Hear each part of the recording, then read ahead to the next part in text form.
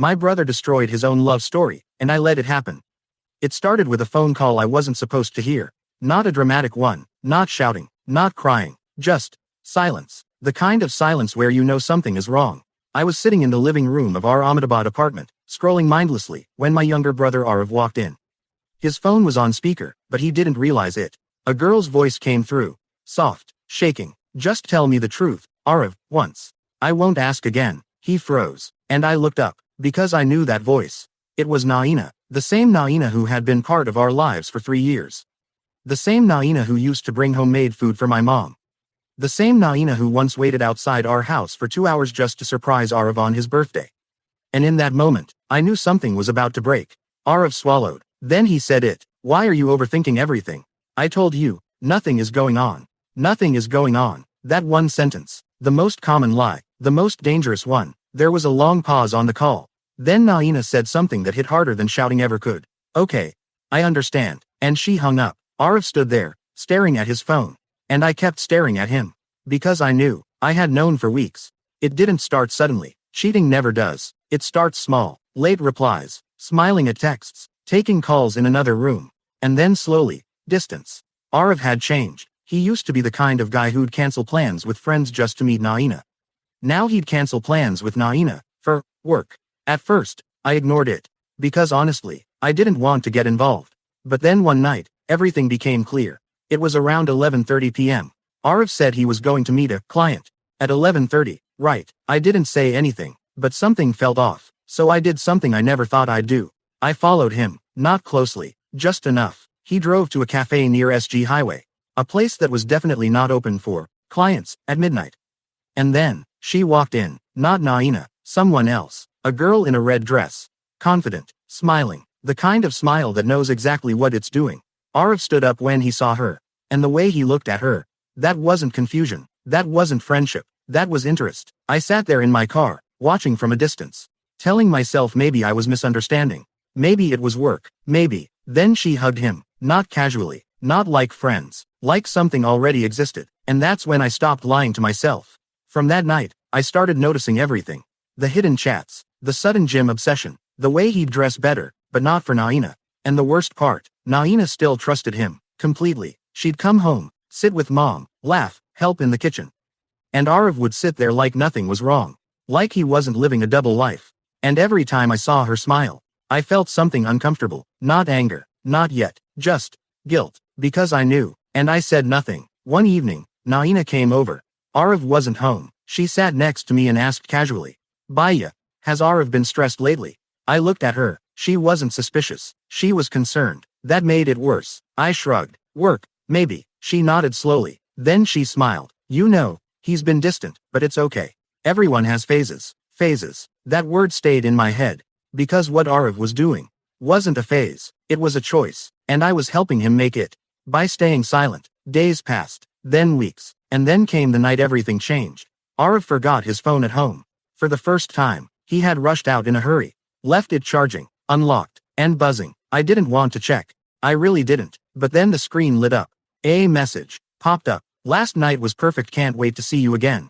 No name saved. Just a number. But I didn't need a name. I already knew. My chest tightened. Because now, it wasn't just suspicion. It was proof. Clear, ugly, undeniable. I picked up the phone. Scrolled. And there it was. Photos, chats, plans, excuses, everything. And suddenly, I wasn't just a silent observer anymore. I was involved. That night, I couldn't sleep. 2 choices kept running in my head. Tell Naina, or protect my brother, family, or truth. And for the first time in my life, I didn't know which one was right. The next morning, Naina called me. Not Arav, me. I hesitated, but picked up. Her voice was different this time. Not soft, not calm. Something had changed. Baya, can I ask you something honestly? My heart started beating faster. Yeah, ask. There was a pause. Then she said, is Arav cheating on me? Silence. Complete silence. The kind where even your thoughts stop. Because this was it. The moment. The line. Whatever I said next would change everything. I looked at Arav's phone on the table. Still there. Still full of lies. And then I looked at the door, knowing he'd walk in any minute. And I realized something terrifying. No matter what I chose, someone was going to break. And I had to decide. Right now. I didn't answer her. Not immediately. Because the truth The truth isn't just words. It's consequences. And I could already see them. Arif's face when he finds out I told her. My parents getting involved. The house turning into a battlefield. Everything. Crashing at once. Naina. I finally said, my voice low. I think you should talk to Arif directly. The moment I said it, I knew. That wasn't an answer. That was an escape. There was a pause on the other end. A long one. Then she laughed. Not happily. Not even sarcastically. It was the kind of laugh that comes when someone already knows the answer, but just wanted to hear it denied. Okay, she said quietly. Got it. And she hung up. That, got it, didn't mean she understood. It meant she confirmed. That evening, Arif came home like nothing had happened. He tossed his keys on the table, picked up his phone, checked it casually. And froze. Just for a second, but I noticed, because now I was watching everything. You touched my phone, he asked, straight, no hesitation. I leaned back on the sofa. Why, should I not? His jaw tightened. It's private. I smiled slightly. Then don't leave it lying around unlocked. For a moment, it felt like he wanted to say something more. But he didn't. He just picked it up and walked away. But that silence between us. It wasn't normal anymore. It was loaded. 2 days later, everything exploded. It was around 7 p.m. Mom was in the kitchen. Dad was watching TV. I was in my room. And Arif wasn't home yet. The doorbell rang. I opened it, and there she was, Naina, but not the same Naina. Not the smiling one, not the calm one. This version of her, eyes red, face pale, and holding her phone, tightly. Is he home? She asked. I shook my head. She stepped inside anyway. Didn't wait. Didn't smile. Didn't even greet my parents. That's when I knew. This wasn't a conversation. This was a confrontation. She walked straight into the living room. Stood there, silent. My mom looked confused. Naina Beta, what happened? No response. Just silence. Heavy. Uncomfortable. And then, the door opened. Arif walked in, and the moment he saw her, everything changed. He stopped mid-step, like he'd just seen a ghost. Naina, he said slowly. She didn't reply. She just walked up to him. And for a second, I thought she might slap him. But she didn't. She held up her phone, unlocked, and showed him something. I couldn't see the screen. But I didn't need to. Because Arif's face said everything. The color drained. His eyes widened. And for the first time, he looked scared. Say it, Naina said. Calm. Too calm. What is this? Arif ran a hand through his hair. It's not what you think. And before he could finish, she laughed again. That same broken laugh. Please, she said, don't insult me more. She turned her phone toward us. This time, I saw it. Screenshots, chats, photos, not just from his phone. From somewhere else too. And that's when I realized something. She didn't just find out. She investigated. You think I didn't notice? She continued. The late replies, the lies, the meetings. Her voice started shaking. But I trusted you, Arif. That word again, trusted. And then I saw her comment on your post. Arif looked confused for a second. That's when she said the name. Ria. The name hit the room like a shockwave. Because this wasn't just some random girl anymore. Now she had a name. A presence. A reality. I checked her profile, Naina continued. Then I checked yours. Her eyes locked onto his. And then, I messaged her. Silence. Complete silence. Even the TV in the background felt distant now. Arif blinked. You, what? I messaged her, she repeated. And you know what she said. She stepped closer. So close that they were almost face to face. She didn't even know about me. That sentence. That one sentence. Destroyed whatever was left. Arif opened his mouth. Closed it. Opened it again. Nothing came out. Because there was nothing left to say. You didn't just cheat, Naina said. You lied to both of us. Her voice broke now. Finally, you made me look like a fool, and her like an option. My mom stood up, completely shocked. What is she saying, Arif? But he didn't answer, because he couldn't. And then something unexpected happened. Naina turned to me, her eyes locked onto mine. And in that moment, I felt it, that silent accusation. You knew, she said. Not a question, a statement. I didn't respond, because again, there was nothing to say. She nodded slowly. Of course. A small, bitter smile. That's why you told me to talk to him.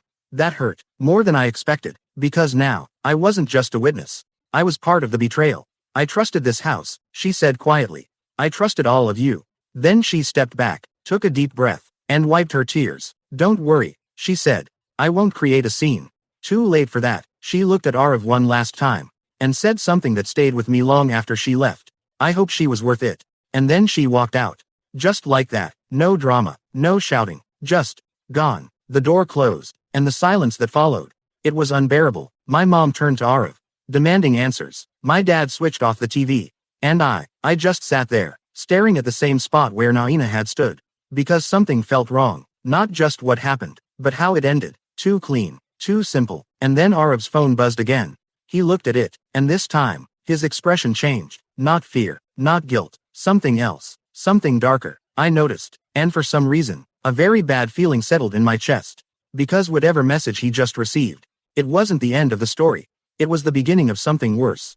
That message changed everything. I could see it on Arif's face. Just seconds ago, he looked like a guy who got caught. Now, he looked like someone who had just realized things were about to get much worse. What is it? I asked. He didn't reply, just stared at the screen. Then he locked the phone instantly. Too quickly, too deliberately. That's when I knew this wasn't over, not even close. Mom was still asking questions. Dad was getting angry. The house was loud again.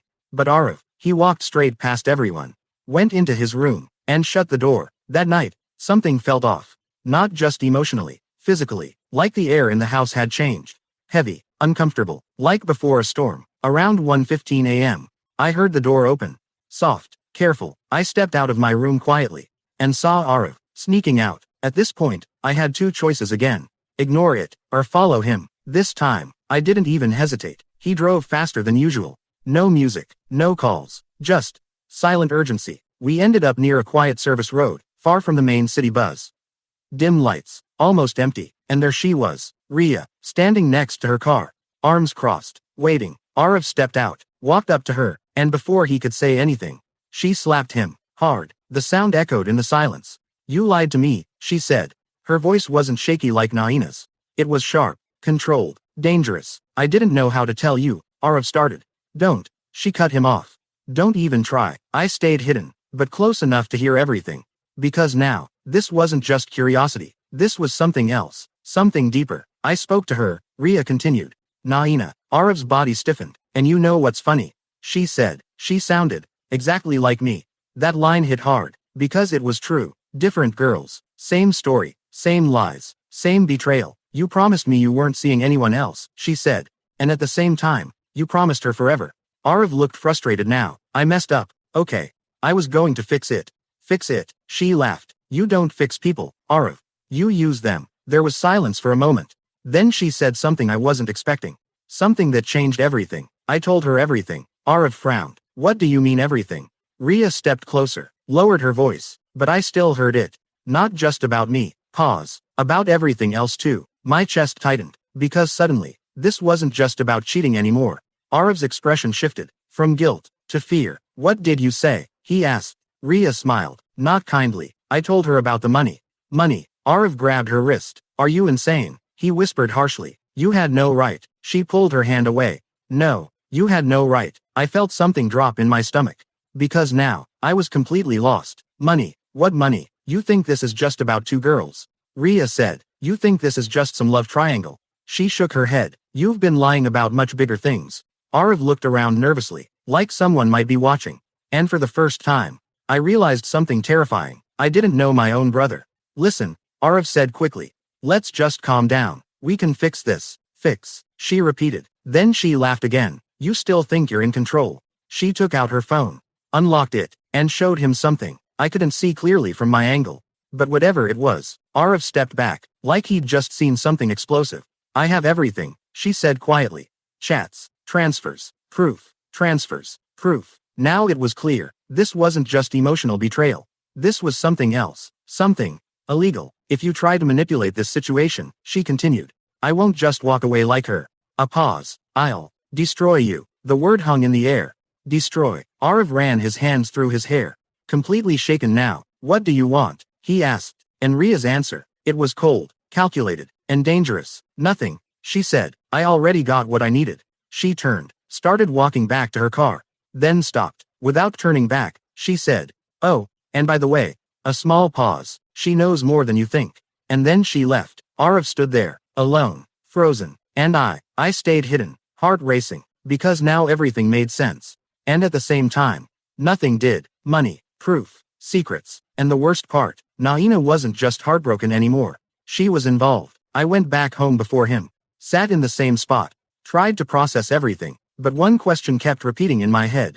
What exactly has my brother done? And just when I thought things couldn't get worse, my phone buzzed. Unknown number. I hesitated, then opened it. One message. Just one. It's Naina. Pause. Then the next line. I think your brother is in serious trouble. And then, a photo. I opened it, and the moment I saw what was inside, my blood ran cold, because now, this wasn't a relationship problem anymore. This was something much bigger. Something that could ruin all of us.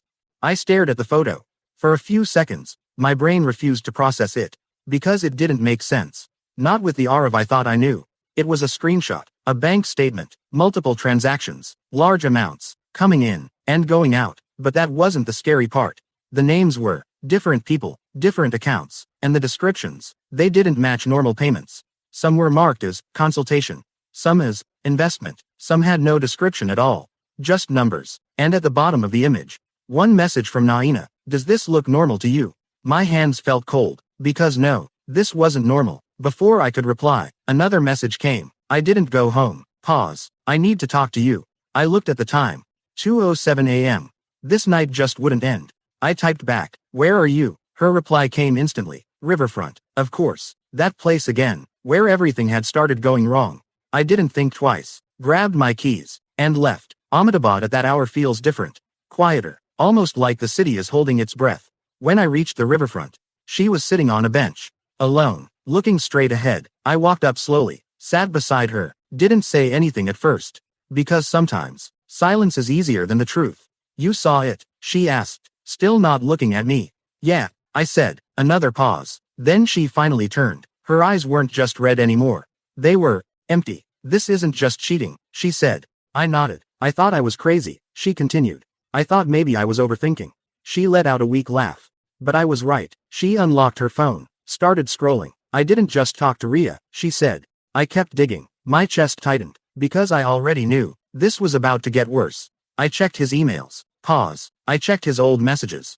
Pause. I even checked the number he saved as Amit sir. She turned the phone toward me. It's not Amit sir. I leaned closer, looked at the chat, and my stomach dropped. It wasn't a client. It wasn't a boss. It was someone using a fake name. And the conversation, it wasn't normal. Did the payment go through? Client is asking for confirmation. Make sure she doesn't suspect anything. I looked at Naina, slowly. What is this? I asked. She shook her head. I don't know exactly. Pause. But I know one thing. Her voice hardened. He's not just lying to us. Another pause. He's using people. That word again. Using. Suddenly, everything started connecting. The money, the lies, the different girls. What if? I started. But I couldn't finish the sentence. Because I didn't want it to be true. Naina did. What if he's been doing this for a long time? Silence. Heavy. Unavoidable. Do you think he's scamming people? I asked quietly. She didn't answer immediately. Then she said something that made my heart sink. I think I was part of it. I turned to her. What? She nodded slowly. He used my account once. Pause. Said it was for a quick transfer. I felt a chill run through me. And I didn't question it, she said. I trusted him. That trust again, now twisted into something dangerous. And if that money, she continued, wasn't clean, she didn't need to finish. Because now we both understood. This wasn't just about Arav anymore. This could involve her, legally, seriously. Why are you telling me this? I asked. She looked straight at me. Because you're the only one who didn't lie to me. That hit hard, because it wasn't entirely true. But right now, it felt like it. I don't know what to do, she said. For him, or for me. I exhaled slowly, because neither did I. But one thing was clear now. We couldn't ignore this anymore. Does he know that you know all this? I asked. She shook her head. No. Another pause. Not yet. The way she said it. It wasn't fear. It wasn't confusion. It was a plan. And that scared me more than anything else. What are you thinking? I asked carefully. She looked back at the river. Calm. Too calm. I'm thinking, she said slowly, that if he wants to play games. A pause. Then maybe it's time he loses. My chest tightened. Because this wasn't just heartbreak anymore. This was turning into something else. Something strategic. Something dangerous. And I realized something in that moment. Naina wasn't just a victim anymore. She was about to become a threat. And Arav, he had no idea what was coming. That night at the riverfront, something shifted. Not just in the story. In Naina, she wasn't crying anymore. She wasn't confused. She wasn't even angry in the way most people are. She was focused. And that kind of calm. It's dangerous. We're not going to confront him, she said. I frowned. Then what? She looked at me. Straight. Steady. We're going to let him expose himself. That didn't sound like a normal reaction. That sounded like a strategy. He's already nervous, she continued. He knows something is off. Pause. So we use that. I leaned back, trying to process. You want to trap him? She nodded, not even a second of hesitation. And that's when I realized. This wasn't about closure anymore. This was about control. The next day, everything felt normal. Too normal. Arav was home, acting like nothing happened, talking to mom, scrolling his phone, even laughing at something on TV. If I didn't know the truth, I would have believed him. That's how good he was. But now, every smile looked fake, every word felt calculated. And then, his phone rang. He glanced at the screen, stood up immediately, and walked outside to take the call. I looked at Naina's message on my phone. Watch him. So I did. From the balcony, I could see him, walking back and forth, speaking in a low voice. But one sentence stood out. I told you to wait. Pause. No, not now. His tone wasn't romantic. It wasn't casual. It was pressured, like someone was pushing him. When he came back inside, he looked tense. Everything okay? Mom asked. Yeah, just work, he replied quickly. Work. That word again. Later that evening, Naina made her move. She called him, not emotional, not aggressive, calm. I think we should talk, she said. Arav hesitated, but then agreed. Come tomorrow, she added. He nodded, even though she couldn't see him. And just like that, the trap was set. The next day, everything was ready, but not the way Arav expected. Because Naina wasn't alone, neither was I. We had someone else, Ria. Getting her involved wasn't easy. At first, she refused. I'm done with this, she said over the phone. I don't want drama. But Naina didn't argue, didn't beg. She just said one thing. He's still doing it. Silence. And then, Ria came. We chose a neutral place. Not a home, not a cafe, a private rented office space. Simple, quiet, controlled, a place where no one could escape easily. Arav arrived last. He walked in casually, like it was just another conversation. But the moment he saw the room, his steps slowed, because inside, it wasn't just Naina, it was me, and Ria, all three, waiting. The door closed behind him. And for the first time, Arav looked completely trapped. What is this? He asked. No one answered immediately, because silence, it builds pressure. Then Naina spoke. Sit. Not a request, a command. Arav looked at me, then at Ria, then back at Naina. Slowly, he sat down. What happened next? Wasn't shouting, wasn't chaos. It was worse. It was controlled. Ria placed her phone on the table. Unlocked. Recognize this? She asked. Arav didn't respond. Naina placed printed papers next to it. Bank statements, screenshots, or this, she added. I watched his face carefully. Every second. Because this was it. The moment where lies either continue or collapse. You went through my things, he said finally, still trying to act defensive, still trying to shift control. But Naina didn't react. She leaned forward. No, she said quietly. We went through your truth. Silence. Heavy, sharp, unavoidable. You lied to both of us, Ria said. You used her account, Naina added. You're taking money from people, I said. Now all three voices, different angles, same pressure. Arav exhaled slowly, and then, something changed. He stopped pretending, stopped denying, and instead, he smiled, not nervously, not guiltily, but like someone who had been waiting for this moment. That's all, he said. That one sentence shifted the entire room, because that wasn't fear, that was confidence. And confidence only comes from one thing. Knowing something others don't. You think you've figured everything out. He continued. No one replied, because suddenly, we weren't in control anymore. He leaned back in his chair, relaxed. You don't even know half of it. My chest tightened, because deep down, I knew he was right. And then he said something that changed the game completely. You shouldn't have involved yourself. He looked at Naina, then at Ria, and finally at me. Now none of you can walk away. Silence. But this time, it wasn't power. It was fear, because whatever Arav was hiding, it was bigger than we thought. Much bigger. And now, we were all part of it. That smile, it didn't belong to someone who got caught. It belonged to someone who wasn't worried about being caught. You don't even know half of it. Those words echoed in my head. Because suddenly, this didn't feel like we were exposing him. It felt like we had just walked into something much bigger. No one is leaving, Arav said calmly. Ria scoffed. Relax. You're not some gangster. Sit straight and explain what this is. But Arav didn't react. He just looked at her. Then at Naina. Then at me. You really want the truth? He asked. No one answered, but the silence said yes. He leaned forward, placed both his hands on the table, and for the first time, he stopped acting. It started as a side thing, he said. Just extra money. I felt my chest tighten. What side thing? I asked. Arav exhaled. Leads, he said. Online clients. Pause. People looking for quick investments. Ria frowned. That's not illegal. Arav smiled slightly. It isn't, until it is. That line, it sent a chill through the room. At first, it was genuine, he continued. Connecting people, taking a commission, pause. But then, he leaned back. I realized how easy it is. Naina's voice cut in. What is easy? Arav looked straight at her. Convincing people, silence. People trust easily, he continued. They want fast money, better returns, something different. He tapped the table lightly. And if you sound confident enough, they believe you. My stomach turned. So you lied to them? I asked. Arav shrugged. I guided them. No, Ria snapped. You manipulated them. He didn't deny it. That was the worst part. Small amounts at first, he continued. Then bigger. Pause. And once they were in. He didn't finish the sentence. Because he didn't need to. We understood. You took their money, Naina said softly. Arav didn't respond. But his silence. That was the answer. But what about us? She asked. Her voice was different now. Less anger. More disbelief. Why involve us? Arav ran a hand through his hair. Because I needed accounts. The words hit like a punch. Multiple accounts, he continued. To move money. I felt my hands clench. So you used her, I said. He looked at me. I didn't force her. That sentence. It was cold. You lied, Naina said. You said it was temporary. It was, he replied. No, she said. You just didn't plan to get caught. Silence again. Heavy. Uncomfortable. You're in trouble, Ria said. This is serious. Arav laughed. Trouble, he repeated. Then he leaned forward again. You think I'm the only one doing this? No one answered. Because we didn't know. There are people above me, he said quietly.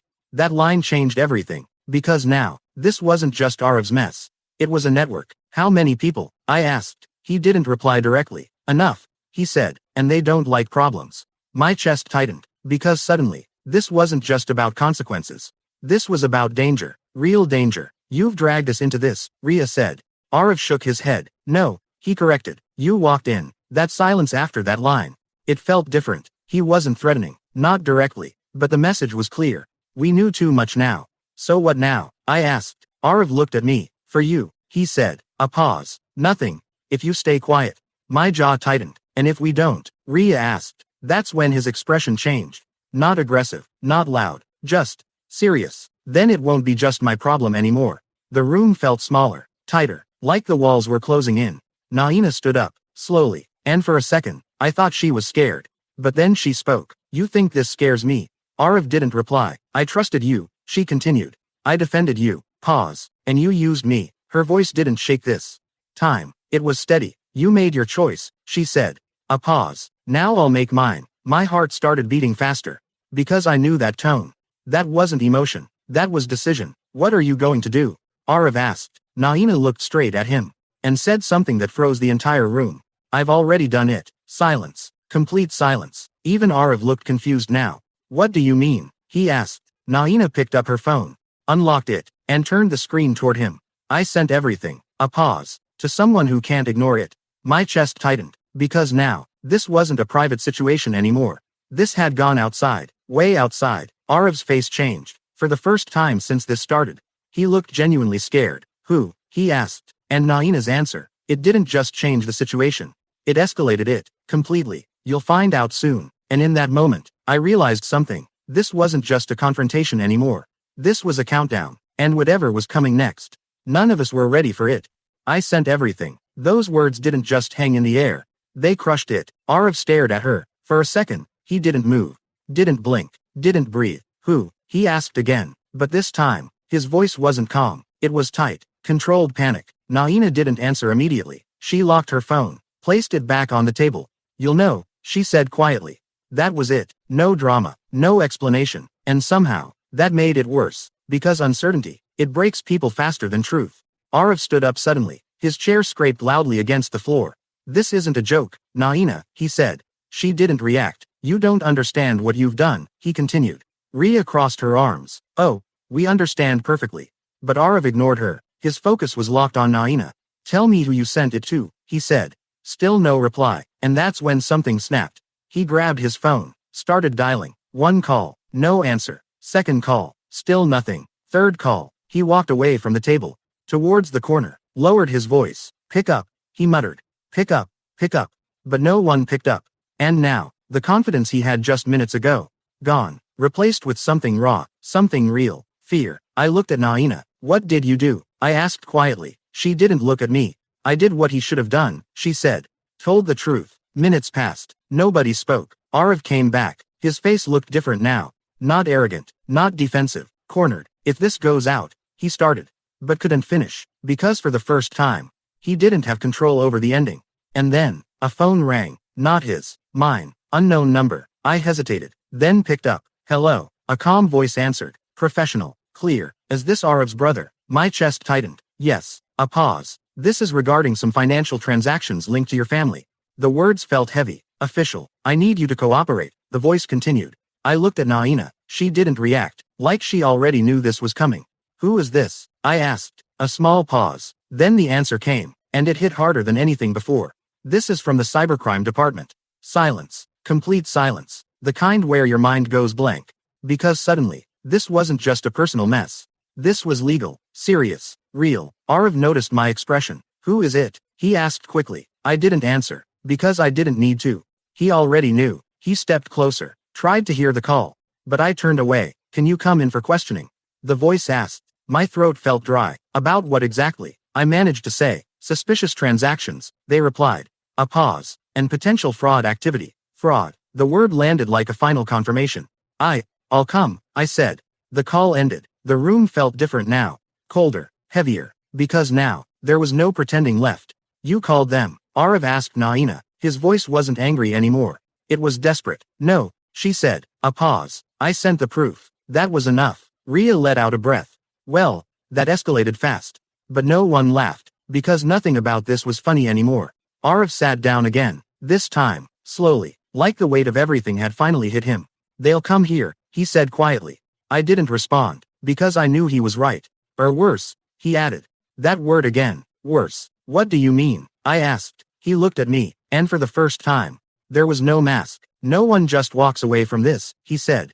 A pause. Not me. Another pause. And not you. That's when it clicked. The network. The people above him. If authorities were involved, they wouldn't stay quiet. Naina stood up. But this time, there was a slight hesitation. Like even she didn't fully expect it to go this far. I didn't think it would happen.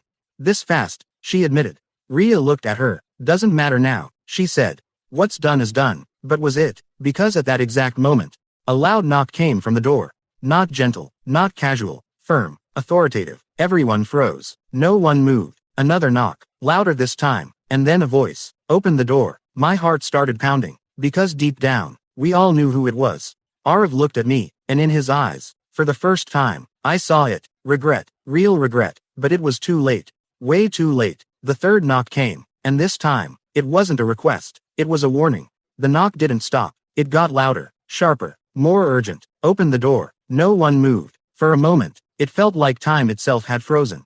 Arav looked at me. I looked at Naina. Ria stepped back slightly, and then, I walked to the door. Each step felt heavy, like I already knew. Once I opened it, there was no going back. I unlocked it, pulled it open. 3 men stood outside, plain clothes, serious expressions. Cybercrime, one of them said. That was it. No shouting, no drama, just reality. Is Arav here? He asked. I stepped aside, and everything changed. They walked in calmly, looked around, took in the room, the people, the tension. Arav stood up slowly. I'm Arav, he said. His voice was steady, but I could see it. His hands, slightly shaking. Come with us, the officer said. Just like that. No argument, no delay. Can I know what this is about? Arav asked. The officer looked at him. You already know. Silence. Heavy. Final. They didn't handcuff him. Not yet. But somehow, that made it worse. Because it meant, they didn't need to. Phones, the officer said. Arav hesitated. Just for a second. Then handed it over. Yours too. He looked at me. My heart skipped. Why mine? I asked. You're linked, he replied. Linked. That word hit harder than anything else. Because now, this wasn't just Arav's problem. Naina stepped forward. I sent the evidence, she said. The officer nodded. We know. A pause. You'll need to come as well. Her expression changed, just slightly, but I noticed, because this was the part she hadn't fully planned. Ria looked at me. This just keeps getting better, she muttered. But even she didn't sound confident anymore. Within minutes, everything moved fast. Phones collected, names noted, instructions given, and just like that, we were all outside, standing under the same sky. But nothing felt the same anymore. As they led Arav toward the car, he stopped, turned back, looked at me, and said something quietly. I didn't want it to go this far. I didn't reply, because maybe, at some point, that was true, but now, it didn't matter. We were taken in separately. Different rooms, different questions, same truth. How long has he been doing this? Did you know about the transactions? Who else is involved? Questions, endless questions, and every answer pulled us deeper in. Hours passed, or maybe minutes. I couldn't tell anymore. Finally, one officer sat across from me, opened a file, and said something that made everything click. This isn't small. A pause. This is part of a larger network. There it was again. Network. Multiple people are involved, he continued. Fake investment schemes. Pause. Money routed through different accounts. My chest tightened, because now, the full picture was clear. Arav wasn't the mastermind, he was a piece. But here's the problem, the officer added. He looked straight at me. Every piece matters. That line stayed in my head. Because it meant one thing. No one was walking away clean. Later, we were all brought into the same room again. Arav, Naina, Ria, me, all sitting in silence, all waiting. The door opened. Another officer walked in, holding a file, thicker than the others. He placed it on the table, looked at Arav, and said, "We've identified the people above you." Arav's head snapped up. "What?" he said. The officer flipped open the file, and turned it toward him. "Recognize any of these names?" Arav looked, and for the first time since this began, he went completely still, not scared, not angry, just frozen, because whatever he saw in that file, it wasn't what he expected. And then he said something that changed everything. "That's not possible." Silence. Everyone looked at him. "Why?" the officer asked. Arav swallowed, looked at me, then at Naina, and finally said, "Because one of those people." A pause. As already dead, the room went silent, completely silent, because now, this wasn't just fraud, this was something else, something darker, something no one saw coming. And just like that, the story took another turn. A turn no one was ready for. "That's not possible." Arav's voice didn't sound like denial. It sounded like shock. Real shock. "One of those people is already dead." The room went completely silent. Even the officers paused, because that wasn't something you say lightly.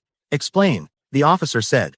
Arav leaned forward slowly, eyes still fixed on the file. "This name," he pointed. "I've seen it before." Pause. "He was the one who introduced me to all this." My chest tightened. "You met him?" the officer asked. Arav nodded. "Not directly at first," he said. "It was online, then a call, then one meeting." "Where?" the officer asked. "Vadodara," Arav replied. The officer made a note. "And after that," he continued. Arav swallowed. "He disappeared." Silence. No calls. No messages. Nothing. "And you didn't question it?" Ria asked sharply. Arav looked at her. "I did," he said. "But by then, I was already connected to others." Others. That word again. The officer flipped a page. "This person was declared dead 3 months ago," he said. 3 months. My mind raced. Because that timeline matched everything. "That's when things got bigger," Arav whispered. "What do you mean bigger?" I asked. Arav looked at me. "More money," he said. "More pressure." Pause. "And stricter instructions." "From who?" the officer asked. Arav hesitated. "I don't know," he said. The officer didn't look convinced. "You were taking orders," he said. "You expect us to believe you don't know from who?" Arav shook his head. "They don't show themselves," he said. "Everything is through calls. Different numbers. Different people." My stomach twisted. Because now, this wasn't just some small scam. This was organized, carefully hidden. "And the money?" the officer asked. Arav exhaled. "It moves fast," he said. "From one account to another. Pause. Then disappears." "Into where?" Naina asked. Arav didn't answer. Because maybe, he didn't know. Or maybe, he didn't want to say. The officer closed the file slowly. "This isn't just fraud," he said. A pause. "This is part of a larger criminal chain." That word again. Chain. Meaning one thing. Break one link. Others react. "We'll need full cooperation," the officer added. Arav nodded. But slowly. Because now, he understood. This wasn't something he could lie his way out of. Hours later, we were allowed to leave. Not free. Just. Not held. Yet, the ride back home was silent. No one spoke. Because what do you even say after something like that? When we reached, everything felt different. Same house. Same walls. But nothing felt the same. Arav sat down on the sofa, head in his hands, and for the first time since this began, he looked broken. "They used me," he said quietly. No one replied, because maybe, that was true, but it didn't change what he had done. "I thought I was in control," he continued. A small, bitter laugh. "But I was just a part of it." Naina stood near the door, watching him, not with anger, not even with hate, just distance. "I didn't want to ruin you," she said softly. A pause. "I just wanted the truth." Arav looked up. "You did more than that," he said. But there was no blame in his voice. Just acceptance. Rhea picked up her bag. I'm done, she said.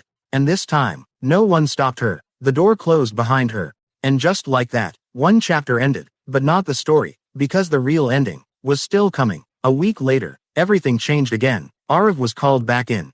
This time, not just for questioning. More names had surfaced, more accounts, more connections, and one of them led back to Ahmedabad. Not some stranger, not some unknown person, someone close, very close. When the officer said the name, I felt my entire body go cold, because it wasn't just shocking.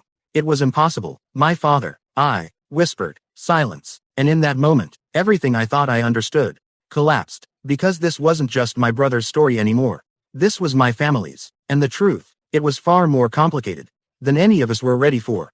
My father. The words didn't feel real. They didn't even feel like mine. The officer didn't repeat it.